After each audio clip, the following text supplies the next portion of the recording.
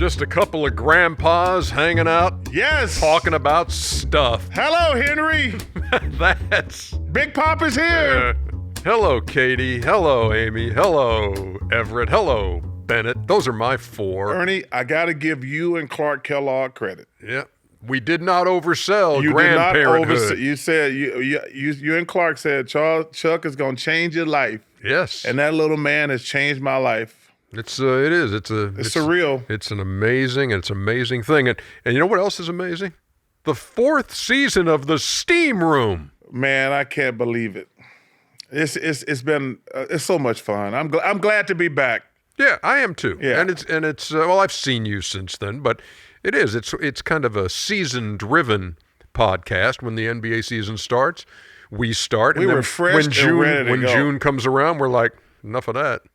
See y'all in October. Yes. So we're glad, but see, once you have membership as a loyal steamer, you never have to renew or anything like that. There were no, restrictions apply. That doesn't, once you're a loyal steamer, you're always in. So welcome back. Thank you, brother. To our podcast. And if you're by chance new to the podcast, we always begin with Chuck's favorite phrase, which is, first of all, hey, Sabelle, hand me that, please. So, guys, I got this really nice note today. From first of all, season 4. I remember you put Heinz 57 on everything, Chuck. Want to give you some thank you, Cap. Michael Kaplan is Cap. He's our producer. What's wrong with this picture, America? This was sitting outside my locker day when I checked in. Do y'all notice something? I have the answer. Yes. There are no tops on the Heinz 57 bottles. Cap, can you explain to me why there's no caps on my Heinz 57s? No cap. It didn't come this way. Stop lying. But it's still sealed for your it is sealed, for your safety. But thank goodness. But so it apparently is sealed. Cap, please, next time you get me some caps, bring some caps with my Heinz 57. But I want to say thank you and welcome to season 4. How long will it take you to go through those two? Well, any steak or chicken, I'm putting that on it. Is that going to go in the green room, or are you going to have those? I keep it in my locker because I order chicken every night. Yeah. So you keep the Heinz 57 in your locker. Yeah. Not out where you're going to eat. No, because other people use it. Okay. And you don't refrigerate it. I probably should, but I don't. Does it say refrigeration is suggested once you open? I don't want other people using my stuff. Well, they won't. You keep it unrefrigerated. If it's supposed to be refrigerated, nobody's going to want to use it. For 10 years. I ain't got sick yet. That explains a lot. Ernie, can I get to my, first of all, I wish you would. I got a list here. Unfortunately, we heard the news about Brittney Griner today that she lost her appeal. Right.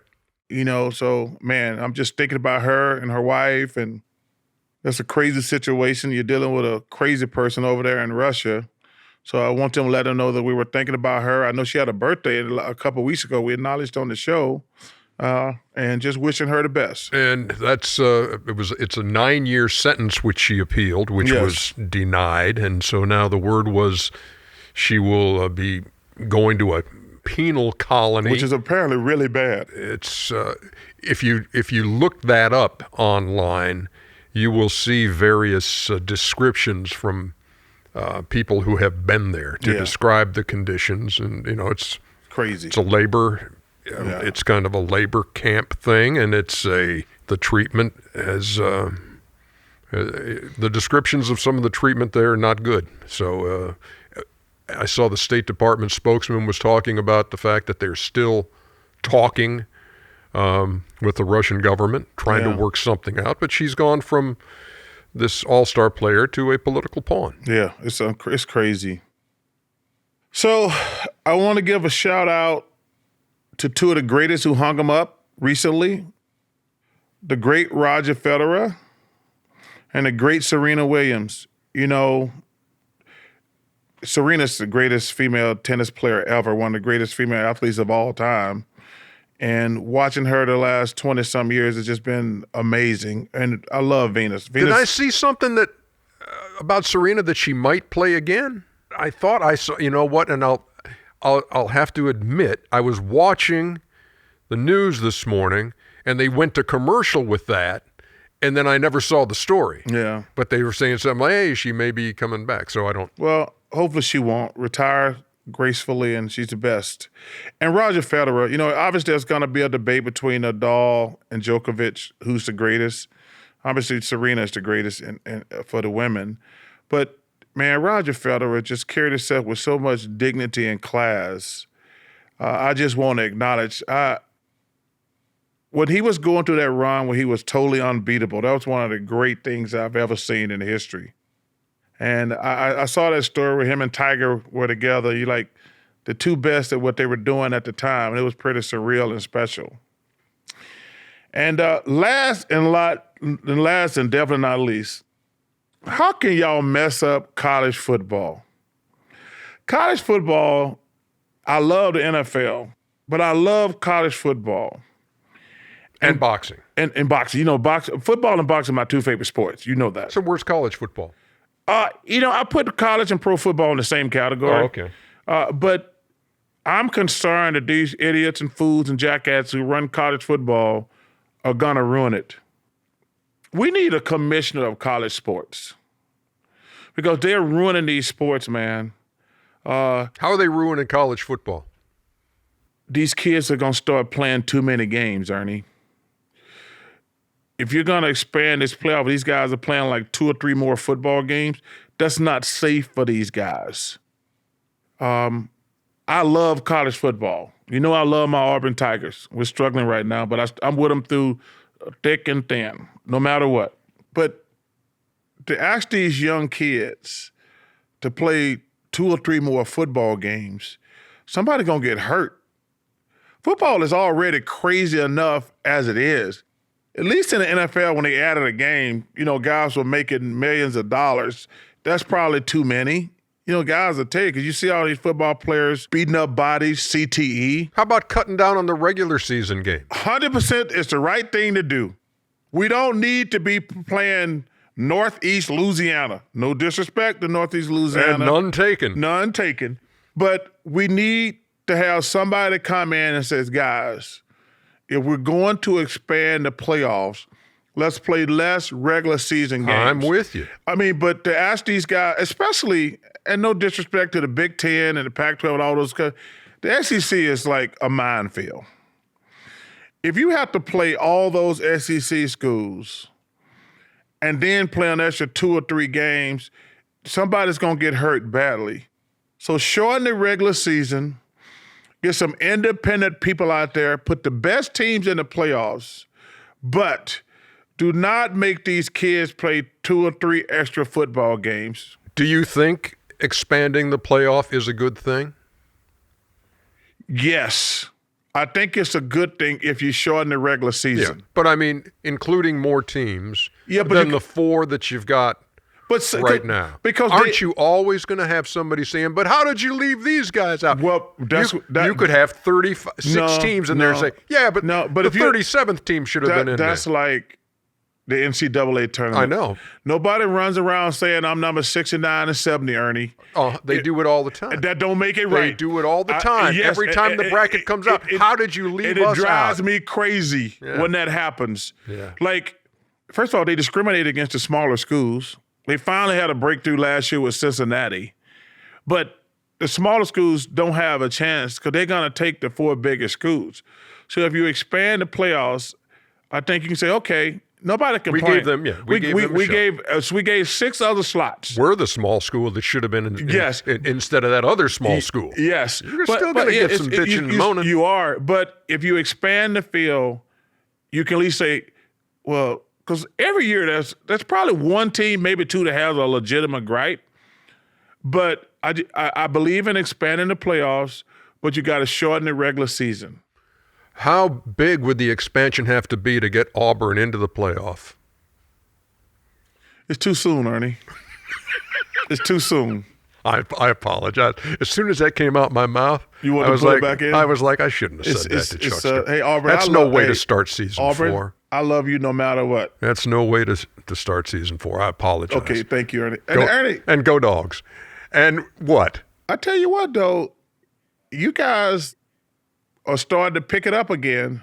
It's going to be a very interesting Georgia-Tennessee game. Oh, you interesting. Because let me tell you something. That Alabama-Tennessee game was one of the best football games I've seen in a long time. Mm-hmm. I watched that thing from beginning to end. Especially if you're a fan of defense. Yeah, that was one of the best games. And actually, the Utah USC game was fabulous that night too. I don't want to look past Georgia, Florida. That's always fun. That's always. Florida ain't gonna be. Come on, no, man. It's a grudge match. Yeah, it's a grudge match. Yeah. But think about Florida. They got underdog and Alex, losers. Two of our co-workers, and you know them well. Joe Underhill, researcher. Alex Hooveris, paintbox artiste extraordinaire. Artiste. When he worked at Subway, he was sandwich artiste. Way to work that in. Yes. But Georgia, Tennessee is going to be – where's that game at? I believe that's Tween the Hedges, is it not? Isn't that Twixt the Hedges? Ooh. I believe it is.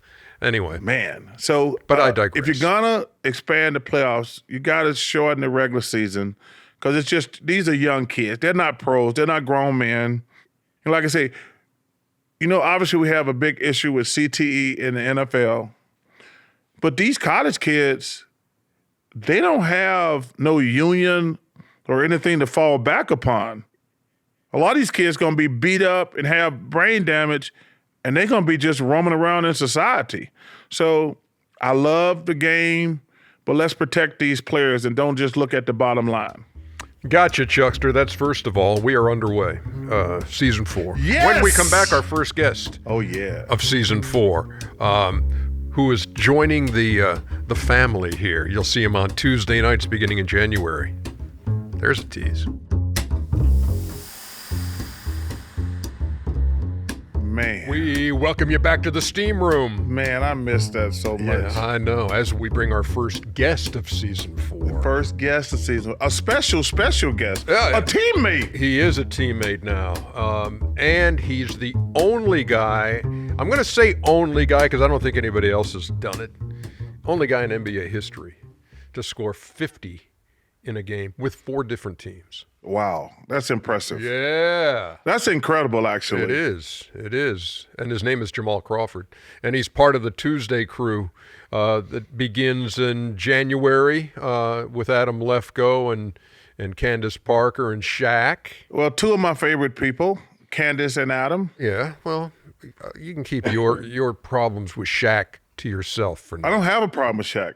But he's not one of your favorite people. I just don't like him. Okay, well, that seems to me like you have a problem with him. No. You can nobody has a problem with Jamal Crawford. Nobody has a problem with Jamal. They do not. Welcome to the family, man.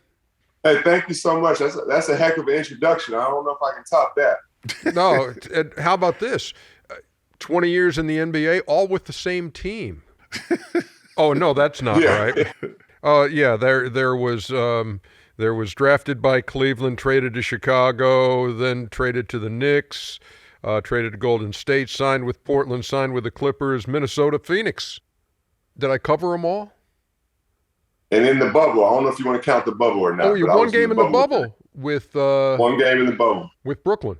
Yeah, got me 20 years. And three-time Sixth Man of the Year. 20 years is amazing. Yes, indeed. Because number one, not only you have to be good, but you also had to keep yourself in fantastic shape. Well, he looks like he can still play. I know that, but when you get older as a player, it's hard to keep the same weight you were 10 years ago. Is that true, Jamal? Very true. Chuck is spot on with that. You have to change your lifestyle, and it becomes a lifestyle, your diet, how you live. I remember I hated drinking water, and my wife tricked me. She started giving me the water with the little packets in it. That's lemonade. It was really water. And she weaned me off that. Whole Foods became a big component, and you just have to be blessed. And when how you play, I think style of play helped me, especially as the league transitioned to being less physical as well. So, yeah, all those things added to 20 years. So I've been through this depression. Yes. When you have to hang it up, it's traumatic. It hurts. How did you handle that period? Because it's hard to say, hey, I'm retiring, I'm not playing. Because you've done something since you were probably 12 years old. And then one day you're like, it's over, man. How did you go through that depression? It absolutely is depression, Chuck. Some days you wake up, you're like, okay, this is the day the call's going to come. And other days you're like, man, why am I not playing? Then watching the game becomes harder to do as well because you have all these emotions. And my last official game in the arena was 50 points. And that month, I actually averaged 30 points and 6 assists off the bench. It was my highest scoring month of my career. So I didn't think I would be a star, but I at least thought I showed enough that I would be able to, get another run. And it didn't happen. Even when COVID hit and guys started coming out the woodworks to get a look, it didn't happen for me. So that part was depressing. But then I started coaching my son, and that gave me a whole nother outlook. I threw everything into that. And coaching those kids, they all became like my kids, to be honest with you. 3 days a week practice, film sessions. And to see 12-year-olds learn the game and learn different things, the things they'll need later on in their careers, was unbelievable for me. And I think I needed them even more than they needed me to be their coach. So when you're coaching these kids, this is a delicate balance as a coach, as a guy who's been really, really successful, had a hell of a career. Are you just telling those kids to have fun, or you're like, I want them to learn the game the right way? Because that is actually two different things. Totally different things. And I promised the parents this. I said, they're going to learn to be great young men. They're going to become better basketball players. And they'll continue to enjoy this journey, this process. They'll have fun. They're going to have highs and lows, but we'll have more highs and lows, even if we don't win the game that particular night. Long term, this is going to pay off for them. And that was so important to me that they had a solid foundation. So when I'm not coaching them, they can go on and enjoy what they're trying to do. What's your best memory of growing up in Seattle and watching the Sonics?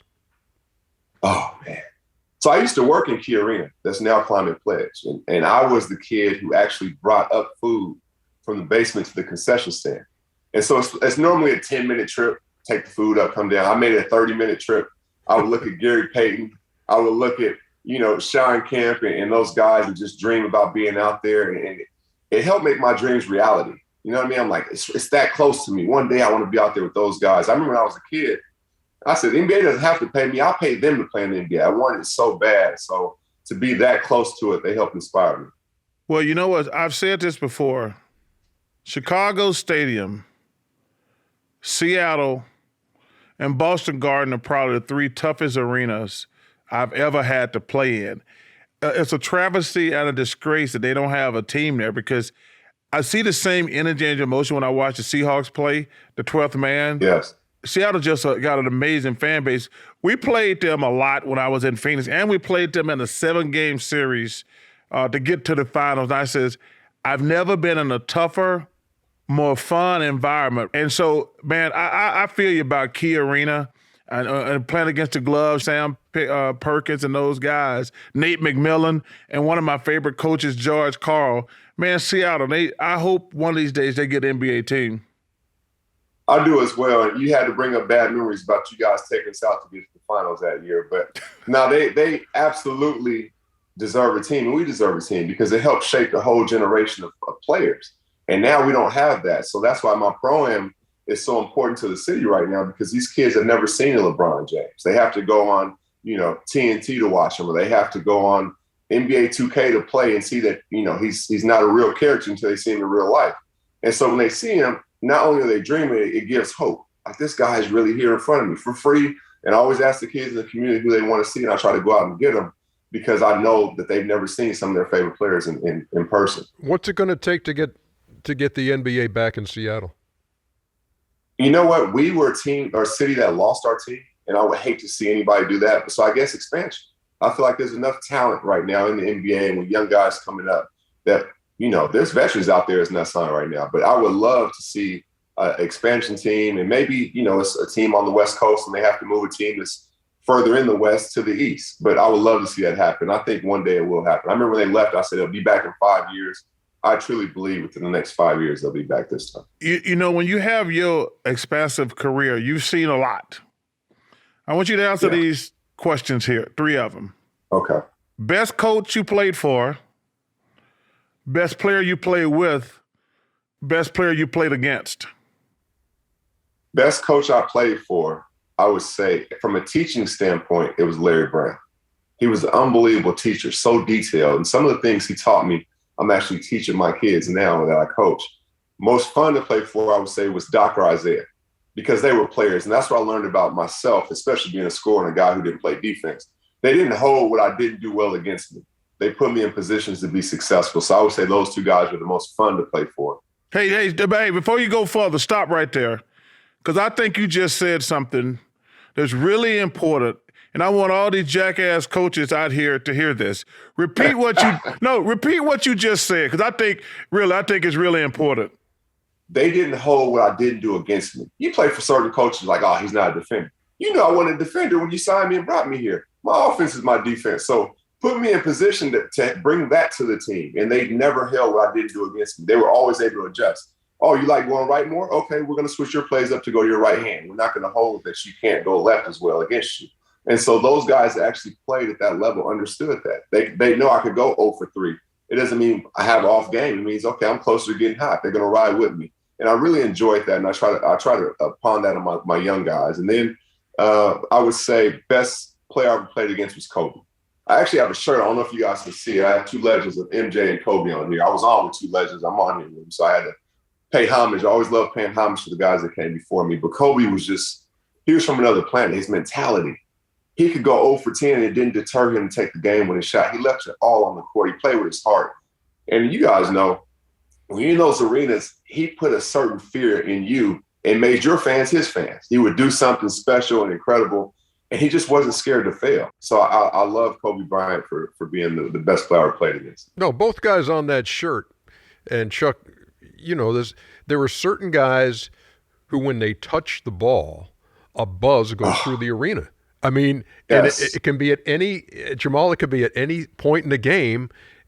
Could be a 20-point game at that time. But when those guys touched the ball, there was an anticipation you could feel in an arena and a buzz that went with it. And it's just amazing because they knew they were performers. They knew they were some of the greatest of all time, even when they were playing in real time. They knew that. So they wanted to just dominate you. They wanted to rip your heart out and hand it to you like, look, this is what I did to you in front of all your friends. And they just were amazing. Kobe was from another planet. And MJ, he speaks for himself. I see the shoes, Ernie. When I see Ernie, I always look at his shoes first to see what he has on, and then I go from there. Well, I look at his shoes first because I don't want to look at his face. Hey, and when I see Charles, I look at the creases in his jeans. I don't look at his face. Do you have creases in your jeans? Somebody told me this means they old man jeans. Oh, they are extremely old man jeans. The creases went out in the 90s, Ernie. Those left a long time ago. You like those, though? You like those on shout out to my tailor. My tailor made me a bunch of jeans because I can't get jeans off the racks. He made me about 20 pair of jeans. Well, how old is your tailor, 108? It's hard to, when you got a big ass and big legs, it's hard to find jeans to fit. They don't come off the rack, Ernie. Must be nice just go to a store and just grab something. It is. That crease may cut you. You touch it the wrong way. Hey, somebody actually told me that too. I didn't even know that. He says, yo, man, do you have creases in your jeans? I said, yeah. He says, those from like the 80s and 90s. I said, man, my tailor. I said, I can't get jeans off the rack, man. You know who it is who said that? Who? Everybody. So how you getting ready for your TV career, Jamal? I'm just watching and learning and studying. I'm watching you guys. I actually had a couple questions for both of you guys, one each, but we can get to that whenever you want. It doesn't matter. We're just sitting around talking. All right. So for you, Ernie, there's a lot of athletes that are outspoken, right? Like they say stuff, people like them. Chuck is one of the ones that everybody gravitates towards because he's real, he's authentic. At what point did you know he would be special? I would say one show in. I really did. Really? I really did. Thank you both of you guys. No, but here was my concern, Jamal. I said, okay, Can I tell the story? Look, he's always been, just a second, he's always been the most quotable guy out there, always been. And so is that gonna happen when he gets on TV? Because I've seen a million athletes who, when you see him doing a post-game interview or you see him, behind the scenes stuff, boy, look at his personality. He'd be great on TV. And all of a sudden the red light goes on and it's like, yeah. We see that a lot. We see that a lot on NBA TV. Yeah. So that was one concern, and for no reason. And then the other was when the novelty wears off, will the Chuckster say, "Okay, I tried that. That's enough." So I guess the novelty, 20-something years, the novelty, that's not an issue. But no, he's been himself the whole time, which is key. You just got to be yourself. And I think Chuck's done that, and much to the to the benefit of our show. Well, I tell you what's funny. I can't remember. I think it was like a month or two in, Jamal, and Ernie pulls me aside, and he said, "Yo, Chuck, be honest with me. How long you gonna be here?" And I looked at him with a straight face. I said, "Ernie, I'm gonna be here 2 years, and then I'm gone. I'm gonna be running the NBA team. Blah blah blah."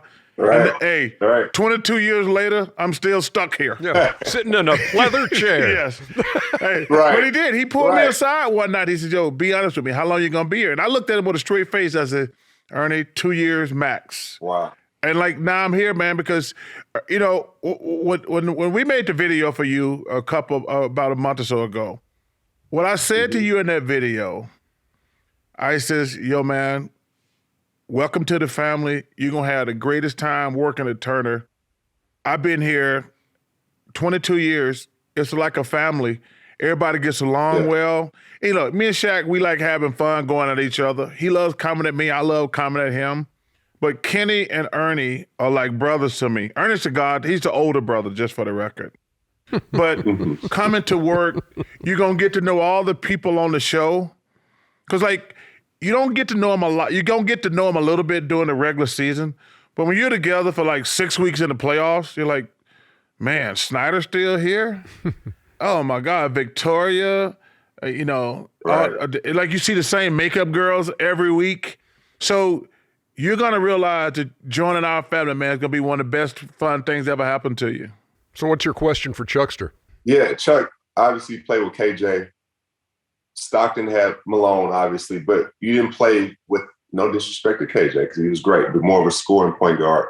You didn't play with Isaiah or Stockton or Magic. When you came to this side, Ernie obviously is the best point in the business. When did you recognize that? We know Ernie from a distance, right? You know he's great. When did you know you were absolutely running with the best point guard on TV? It's going to sound not really, really quickly, because first of all, I knew it because me and Kenny got two totally different personalities. Right. So, but I knew right away because, man, I didn't know all the bullshit he had to do.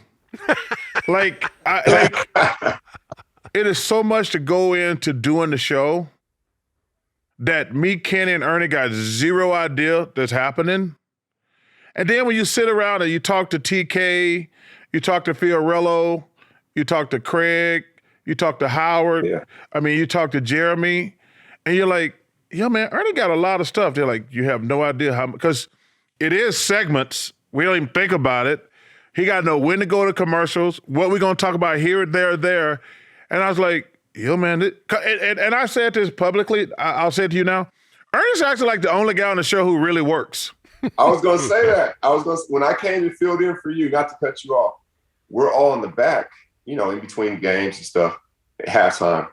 And Ernie's the only one on set, still working. And I'm like, oh, so I'm paying attention to everything. I'm like, wow, okay.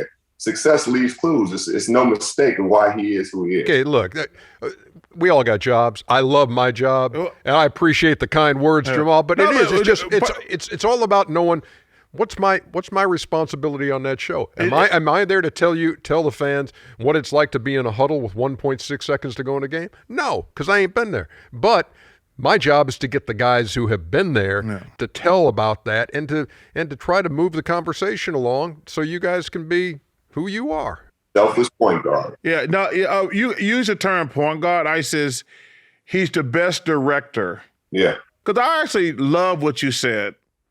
There's some great analogies I always use. I talk to college kids a lot, and I told you, I used an analogy last week, and Shaq man, I love what Popovich said. And he said, when did Kawhi become a great player? He says, when I called a play, he realized it was for the Spurs to score, not just him. That's something that a player needs to learn. The second thing is what you just said about so many coaches worry about what guys can't do instead of putting them in a position to be successful. One of my favorite players all the time is Tyson Chandler. And me and Kenny, the thing is what's crazy. We talk to coaches, general managers all the time. They want to know something.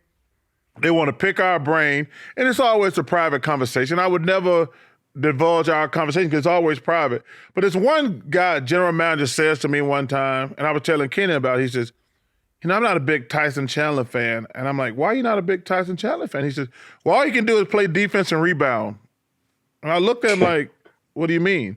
He says, I need some guys out there who can score. I said, you need defense and rebounding too, don't you? So many coaches out there talk about things you can't do. Tyson Chandler's a hell of a player. He's one of my favorite players. And if I get me a guy who's going to play defense and rebound, two of the most unselfish aspects of basketball. And the third thing, Nick Saban, I saw him one time, I was watching, and this guy kept messing up in practice. And the coach says, we're going to keep doing it till you get it right. And Saban says, time out, damn it. Time out, damn it. He says, we're at the University of Alabama. We're not going to do it till you get it right. We're going to do it so many times you don't get it wrong. I'm like, ooh, that's good right there. That's good. That's really good. And those three things, when I talk to kids, I say, yo, man, put your kids in a position to be successful and also practice something so much where they don't get it wrong. When I look at Michael, Kobe, LeBron, I don't want to leave anybody else out because I know Kareem's in that situation. He's an all-time great. Bill Russell, rest in peace, is an all-time great. But I never looked at him as a guy going to get me 20 points a night. I don't think he was a great offensive player. He was a great winner, rebounder, defender. But Michael, Kobe, and LeBron, those are three guys that I've came to close and says, oh, that's a perfect player right there. You know what? And I agree with you. And I think, to be honest with you, I think that's the three in order. I think, like, for LeBron, he's a marvel. He's a marvel character. We've never seen somebody this athletic with that kind of basketball intelligence, right? We've never seen that in one player. Kobe, you watch him, you're like, man, I want to go work on my game. Look how graceful it looks. Look how he's hitting these fadeaways. And he's so sharp. He's a tactician on the court. When you watch Michael, it's like you see somebody from another planet. Like, he allows you to dream. Even if you watch his highlights in fast motion, it feels like slow motion with music going. He just allows you to dream. And that's the separator for the three, for me. But you're right. I think those three are three of the best ever played. You know, I remember when I went to the Olympic trials in 1984, they started out with 120 players, probably 50, 60 Hall of Famers 100 years later. We started out with 120. We went to 100, 80, 60, 40, 20. And I remember going to the airport, Terry Porter, John Stockton, me, and Karl Malone. We were some of the last guys cut. But when I got back to college, my coach says, who's the best player there? I said, dude, there's this black dude from North Carolina. I said, coach, I ain't never seen anything like it in my life. I says, he's a little taller than me. He's about 6'6". He can outrun everybody. He can outjump everybody. I says, it's one of the most amazing things. And I says, and I'm in the SEC, so I'm used to playing against those boys at Kentucky. I'm used to playing against those boys at Florida and over at Georgia. I said, so I'm used to playing against talented players. But when I got a chance to see Michael play for a week, I was like, coach, I ain't never seen anything like this dude.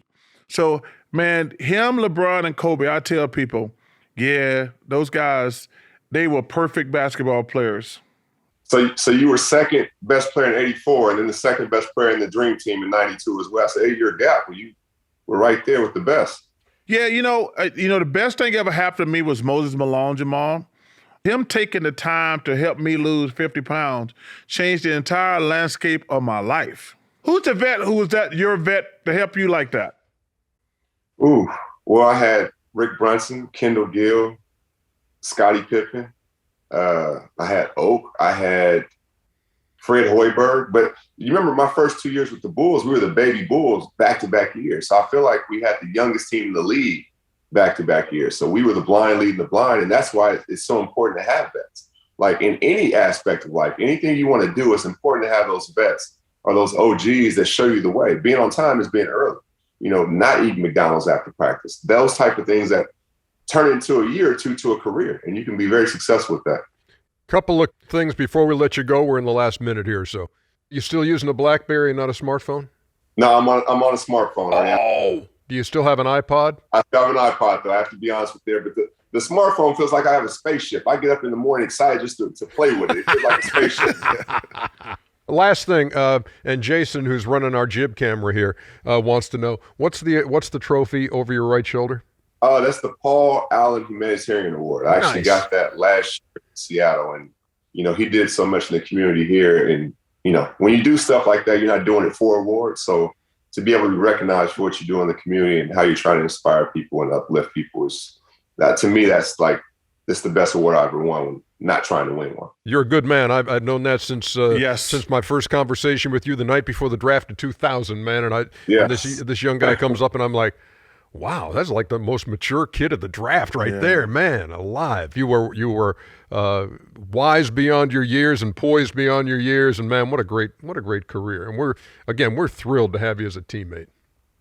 And I'm teammates with you guys. This is like a dream come true. I'm not jaded or like, I'm on that big time show. Like, I am absolutely stoked to be with you guys. So thank you so much for inviting me. Appreciate you, my brother. Appreciate you being on the steam room, and we'll you have to do it again next week and the week after and the week after. And they didn't tell you that. Yeah, I'm here. Thanks, man. I'm here. Appreciate you, I'm Jamal. a Steam Room Pod subscriber. All right, Jay Cross.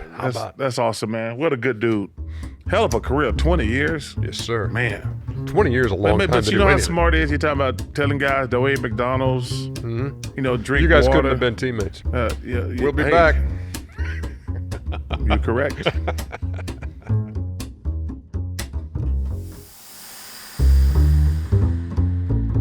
Welcome back to the steam room. So we had Jamal Crawford on Yes. Welcome addition to the family. to tip off season 4, and this year we welcome back a legend, Thank you, Ernie. the legendary longtime producer of Inside the NBA. What's the matter, Chuck? You know Why what, does it always TK, bother you? Tim Kiley, it just rolls off the way. When I say the legendary longtime producer of Inside the NBA, it just has a way of just rolling Poetry, off your Ernie. tongue. Let's It just is. throw a legend out there for anything. I am. That's my point. That's my point. I know. I am. Okay. I am. How you doing, Mr. Kiley? I'm good, Chuck. I just want to know how insufferable he's going to be if the Phillies go any further. Oh, my. Let me tell you something. I'm aware me a Hoskins jersey in here. Reese Hoskins. Yep, I'm How do you aware of How do you spell Reese, by the way? Yes, spell Reese. RHYS. Nice. You know, So you're not just this a is- fair weather fan. No. This has been one of the most improbable runs maybe ever. Because I was like, they can't beat the Cardinals. They did. Then they beat the Braves. Now, I expected the Padres, I was like, we can beat the Padres. But us getting past, because I actually picked the Braves to win the World Series. But for us to, now I'm actually torn. I'm not going to lie. Wow. Because Dusty Baker Yeah. Yes. is a great person. The best. Only thing missed on his resume is the World Series. As a manager. As a manager. That's right. Yeah. But- won one as a player in Yeah. 81, I believe. with the And he's Dodgers. lost twice. Yep. What are you thinking? Astros.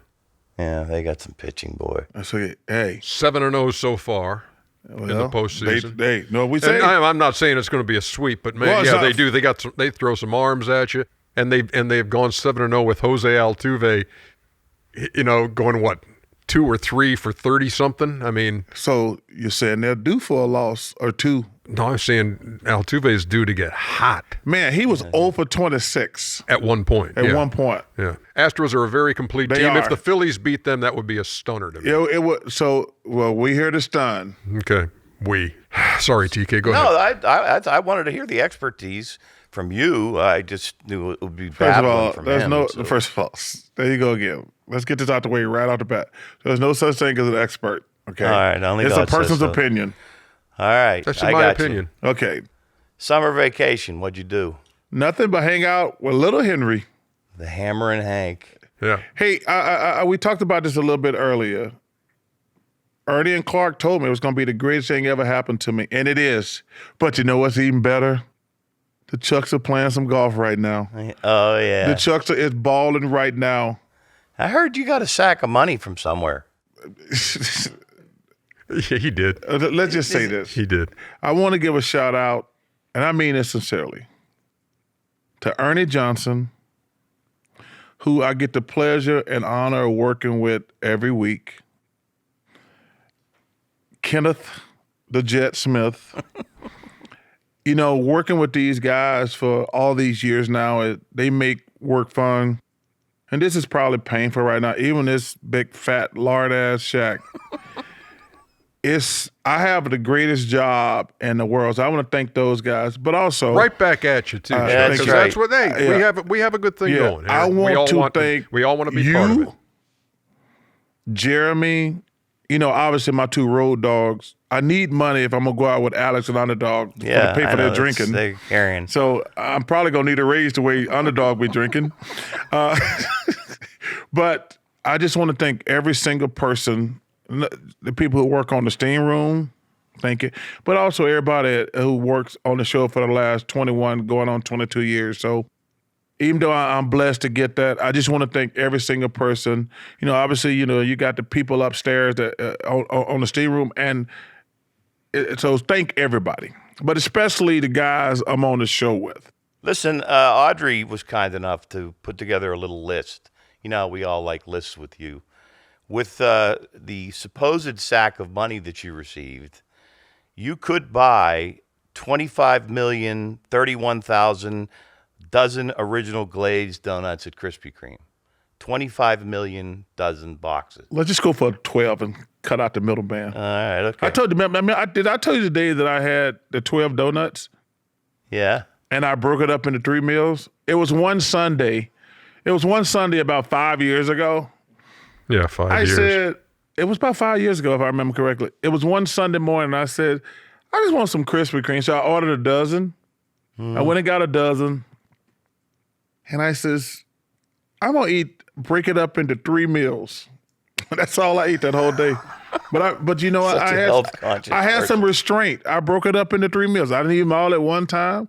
I ate some about 9 o'clock in the morning. I ate some about 2 o'clock in the afternoon, and I ate about 7 o'clock at night.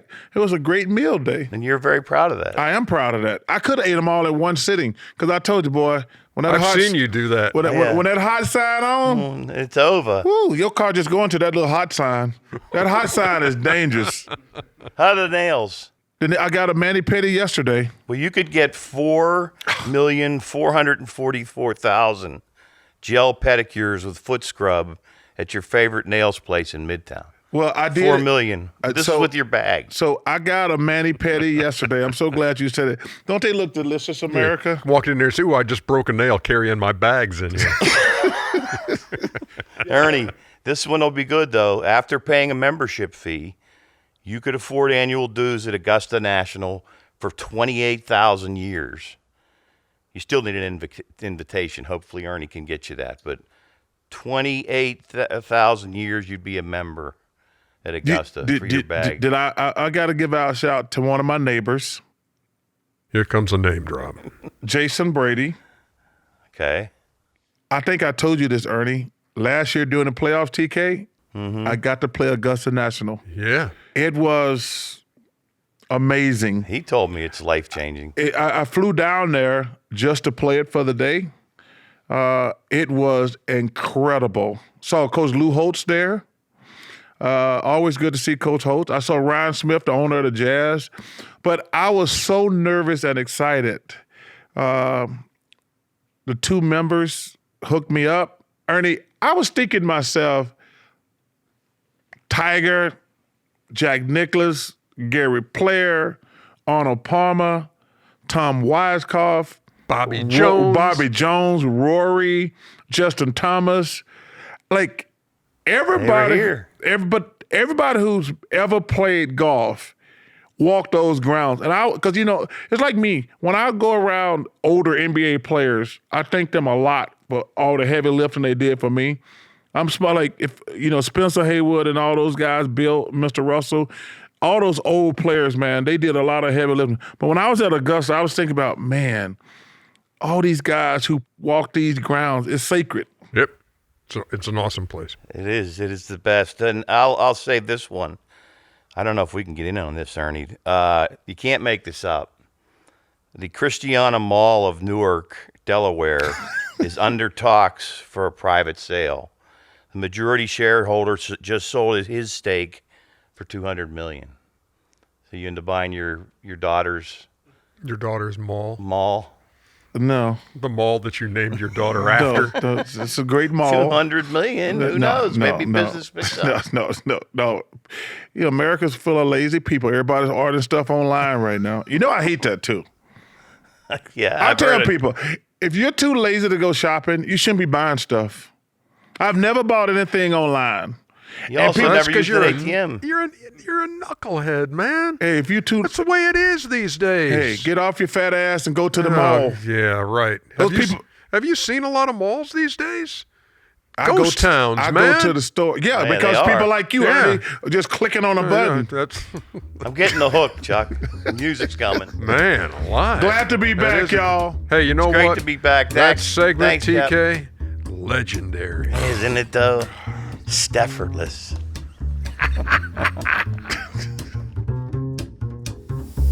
Chuck and Ernie in the steam room. Come and join us in the steam room. Chuck and Ernie in the steam room. Leave your towel on in the steam room. Chuck and Ernie in the steam room. Chuck and Ernie in the steam room. Leave your towel on in the steam room. That cracks you up every time. Every time. Your rendition of the steam room. My man theme. from Phoenix, Arizona. Yeah.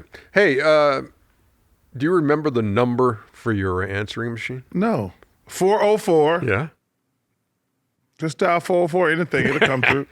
987-0330. Now, here's my question to Cap, who's you will not be able to hear his answer, so I'll relay it. While we were in hiatus. There you go, Ernie. Big word. While we were in hiatus, were people still calling the Chuck's answering machine? Wait, why can't you tell both of us? Why you got to just talk to you? Because I'm talking to him. The box was full. We had to empty it. Okay. Apparently. So now we just got 4 new ones, obviously? No, we're just going to play a bunch of old ones. Yeah, these are new. Well, he could have played some of the old ones. They might have been good. Oh, he probably just dumped them and didn't listen to them. Yeah. Anyway. Yeah. We have a few, and here's the first one of season 4. Hello, world. This is Charles Barkley. Leave me a message. Hey, Chuck. My name is Mukesh. Over to India. My question to you is, how do you handle criticism over the media and you still be happy? I'm so proud of you, Chuck. Please answer my question. Thank you. First call from India. Wondering how you handle media. I want to go to India one day. Yeah. That's on my bucket list. Okay. How do you handle media criticism? Well, the first thing you have to ask yourself is the criticism fair? That's the first thing about criticism. You can't overreact to criticism because some guys in the media have an axe to grind. They just don't like you. They don't like a certain player. They don't like a certain team. So you just ignore that. But I learned this from Dr. J. Because when I first became a star, I think it was like my 3rd year in the NBA, because they didn't write about me in my first 2 years. Mm-hmm. They criticized Doc, Moses, Maurice Cheeks, Andrew Toney, those guys. And then so my 3rd year, I became the leader, the best player on the team. And so it was a shock to my system when I got criticized. But he asked me a question. He says, is the criticism fair? And I said, what do you mean? He says, some criticisms are not fair. But he says the first thing you have to do is ask yourself, is the criticism fair? Then you can answer the question. And sometimes criticisms are fair, and sometimes they're not. So my man from India, that's the first question you have to ask yourself about any criticism. Is it fair? So if it's not fair, do you just blow it off? You just blow it off. But if it is fair, I mean, are you looking at it and reading it and say, you know what, he's right. He's got a point. And then you make the adjustment. Yeah. Yeah. So that's the key. If it's fair, you make the adjustment. Good. If it's not, keep it going. What's this mean? Just let it go over your head. Just keep it going? Over your head. I thought. Okay. Thought you was talking about your hair. Yes, or yours. Next. Hey, Chuck. This is Jenny, loyal steamer from Southern Oregon, and I want you guys to do the R-rated drunk Barkley cast after dark, and I got a name for it. Bark After Dark. I would definitely watch Thanks for everything. I love your show. It's my favorite. Bark After Dark. R-rated version of what? Oh, of the Manning cast. Oh, like a Manning cast kind of deal. Oh, boy, that would be fun, wouldn't it? It would be. That would be fun. And I like the name. It's put some thought into that. And can I give a shout out to Peyton and Eli? Sure. Because, those guys with that Manning cast, I saw they had President Obama on the other night. Yeah, when the Bears were playing. But those guys are doing a fabulous job. Shout out to the Manning brothers. Yeah, it was fun. It was fun to watch. All right, we got to get Obama on here. President Obama. Pull some strings. You were in his office one day. Yeah. Pull some strings. I don't even know how to get in touch with him. Well, who do you call to get in touch with him? You were in his office. You didn't get his digits? I don't think the president just give regular riffraff their phone number. That's very disappointing. Yeah, you wouldn't just, hey, Mr. President, can I have your number? Let me know. How about it? Or you said, hey, I'm going to give you my number. Here, you ring that. Here's my number. And then when you call it, I'll have your number. I don't think he calls him his regular number. He has one his underlings call. See, all of this stuff you could have investigated when you were in there. Ernie, let me tell you something. If you walk up to the president personally and ask him for his phone number, you're an idiot. First of all, you got to go through layers. You know that. You could have tried. You know how much I love President Obama, but you could have tried. We're not that cool where I can say, hey, Mr. President, can I get your cell? You could have tried. Okay, thank you, Ernie. Next call. Hi, guys. This is Sully from Pasadena, single working mom, and I am watching Ted Lasso. Ernie. Yeah. Ernie. Yeah. I should have listened to you long ago. I miss you guys. I said, you know what? I'm going to watch Ted Lasso. I'm on the second season, and they just made a reference to Charles Barkley's golf swing. I had to stop and call you guys. You know they have to be steamers. I miss you guys. Can't wait to hear the podcast daily. We appreciate that. Yeah. And I'm telling you, everything I've said about Ted Lasso is it's the absolute truth. Best show I've ever watched. I'm a big Ted Lasso fan. First of all, is it Hannah Waddington, the owner? Yeah, I believe so. I have a crush on her. She's just awesome. Jason is, we want Jason on the podcast. We want two Jasons. We want Jason Sudeikis for sure. And we want Jason Momoa. Okay. Because remember we did on the show last week, we did LeBron versus Father Time? Yeah, we did. Man, I love me some Jason Momoa. If we can get Jason Sudeikis and Jason Momoa on the show. Ernie, you can get there. You're the godfather. You know what? I'm supposed to... I talked, I have a friend who is very tight with Jason Sudeikis. And we spoke last year about, hey, and he said, I can get him on your show. And they were right in the middle of shooting. And then and then our season ended.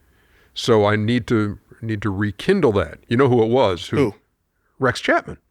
Come on, Rex. I don't know what kind of strings we have to pull, but we want him on here. We definitely want him. Come on, Rex. You know how I feel about you. It's such a good show. It's a great show. And hopefully we can have Hannah Waddington on too. There you go. Yeah. There you go. And Jason Momoa. Okay. Any other Jasons I'm trying you'd to like? think. Who is it? Jason Bateman? Is he one? Jason Bateman? Oh, Ozark. Yeah, Jason Bateman. Oh, man. Come on. Jason's a good acting name. Yeah, apparently. I'm trying to think. But that was three of them. Yeah. And it's Halloween. That's another Jason. First of all, time out, America. I just want to say this. Please stop the Michael Myers Halloween things. It's please stop. I mean, are they scaring you? First of all, I like Jamie Lee Curtis, but she's up to like 102 years old in the last one. I want y'all to stop. Michael Myers been killed like 12, 13 times. That's what now. You thought. Yeah, please stop the Halloweens, y'all. Please stop the Halloweens. You can come up with some other scary stuff, but no more Halloweens. Last call. Hey, it's me again, Mr. Richardson. I came on the show a while ago. I stole your Inside the NBA ideas and made Inside Room 305 in my fourth grade classroom. Yes. Your season's starting soon, and my season kicking in soon with my kids, still teaching them the ropes and how to do this program we do that I've stolen from you guys. And I stole from you guys again. Like I brought your world in my classroom, so I decided to bring my world into podcasting. So I got together with two other teacher friends, one I've known since I was 6. I thought of like a teacher-themed pop culture podcast, bells between segments, And we tried to be ourselves because we goof around and joke all the time. I've known him for years. And just like you guys, I said, no, let's keep that because that's what's fun. That's what's engaging, the way we banter because we're all friends. So, once again, I've stolen from you one more time. Again, please don't sue me. I'm a teacher with student loans, so you won't get any money. I'm glad you got picked up for season 4. Congratulations. Can't wait to listen. Talk to you guys later. Thanks, Mr. Richardson, and I'm Wow. calling my agent and my attorney, and having them back off. Number one, man. You know how I feel about teachers. Your daughter's one. Yes, indeed. She's a saint. Yeah, she is. Yeah, but I always tell people, man, teachers amazing. Number one, brother, hook us up on the podcast. Yeah, that would be fun to be on their podcast. It'd be fun to be on the podcast. That would be. I mean, yeah, I would. So he's listening to this. He's going to say, "Hey, oh yeah, hey, he'll call Cap, and Cap will give him our." I can't speak for Ernie, but I would love to appear on the podcast because my love for teachers. You know, I think about Miss Robinson, Miss Turk, Miss Hill, Mr. Honeycutt, Coach Copeland. Coach Copeland and Coach Honeycutt, they were saints in Leeds, Alabama. Man, I've had some great teachers. Miss Robinson was amazing. Rest in peace. So, man, yeah, I would love to appear on that podcast. Yeah, see, he and I have been swapping some emails down through the last several months. And he ain't asked us to be on the podcast? Come on now. But you know what's amazing? Just text me and say, hey, here's when I want you to be on the podcast. You know what's amazing about having a podcast with teachers? You pretty much got unlimited. Like, you can have a teacher come on and talk about every subject. Mm-hmm. Like, would you like to talk to a geography teacher or something? Yeah, you know, I've been mad at Miss Gomez since high school because I flunked Spanish. And on my bucket list, Spanish is number one on my bucket list. I got to learn. You know that. You knew that, didn't you? Stop it. Ernie, because you've been saying that for 22 years. I've been busy. That's the greatest line of all time. You've been saying it's on your bucket list for 20 years. I gotta learn. I've been busy. I gotta learn Spanish. Yeah. Because Miss Gomez, I used to be really angry at Miss Gomez for flunking me in Spanish, but I realized when I grew up and matured, it was my fault. So, way to own that. That's good. Hey, that's episode 1 of season 4 of the Steam Room. Thank y'all, callers. What a pleasure it is to be back with you all. Thank you, loyal Steamers, and we'll see you again next week for more fun and games and hijinks.